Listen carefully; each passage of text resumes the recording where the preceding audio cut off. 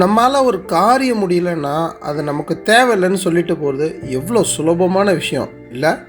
அதே மாதிரி ஒரு நரி செஞ்ச சுவாரஸ்யமான கதையைத்தான் இன்றைக்கி நம்ம கேட்க போகிறோம். ஈசாப் கதைகள் இருந்து நரியும் திராட்சையும். ஒரு நாள் நல்ல வெயில். ஒரு நரி காடு முழுக்க தாகத்தோடையும் பசியோடையும் அலைஞ்சிக்கிட்டே இருந்துச்சு. அப்போ தான் அந்த நரி ஒரு அழகான தோட்டத்தை பார்க்குது. அந்த தோட்டத்தில் ஒரு பெரிய திராட்சை பந்தல் இருந்ததை அந்த நரி பார்த்துடுச்சு. அதில் கொத்து கொத்தா தேன் மாதிரி இனிப்பான திராட்சைகள் தொங்கிக்கிட்டு இருந்ததை பார்த்ததும் நரிக்கு ரொம்ப சந்தோஷமாயிடுச்சு. அதை பார்த்த உடனே நரிக்கு வாயில் எச்சில் ஊற ஆரம்பிச்சிருச்சு. மனசுக்குள்ள, ஆஹா, இந்த திராட்சையை சாப்பிட்டா என்னோட பசியும் தாகமும் அடங்கிடும்னு நரிக்கு ஒரே குதூகலம். உடனே அதை ஏறி பிடிச்சு சாப்பிட்றணுங்கிற உத்தேசத்தில் எகிரி ஒரு குதிச்சிச்சு. ஆனால் பாவம், திராட்சை ரொம்ப உயரத்தில் இருந்தது. மீண்டும் முயற்சி செஞ்சிச்சு. ஓடி வந்து குடிச்சிச்சு. எகிரி பார்த்தது, ஆனாலும் பிடிக்க முடியல. வாயில் ஒரு திராட்சை கூட கிடைக்கல.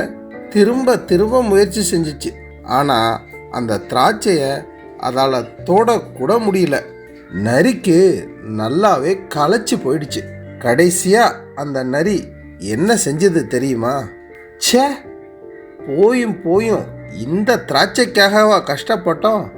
இந்த திராட்சை புளிக்கிற திராட்சை, ரொம்ப புளிக்கும், இது எனக்கு தேவையே இல்லை அப்படின்னு சொல்லிட்டு அலட்சியமாக அங்கேருந்து போயிடுச்சு. இந்த கதையில் நமக்கு தெரிகிற நீதி, நம்மால் அடைய முடியாத ஒரு விஷயத்தை மட்டம் தட்டக்கூடாது, இல்லைன்னா குறை சொல்லக்கூடாது. அப்படி சொல்கிறது ரொம்ப சுலபம்.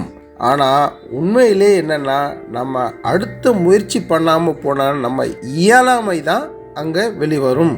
வாழ்க்கைக்கான பாடம்: உன்னால் அடைய முடியாத ஒன்றை இழிவாக பேசுவதோ உன்னுடைய பலவீனத்தையே காட்டும். தோல்வியை ஒப்புக்கொள்வதும் உன் திறமையை வளர்த்து கொள்வதுமே உண்மையான வெற்றிக்கு வழிவகுக்கும். அடுத்த கதையுடன் மீண்டும் உங்களை சந்திக்கிறேன். நன்றி, வணக்கம்.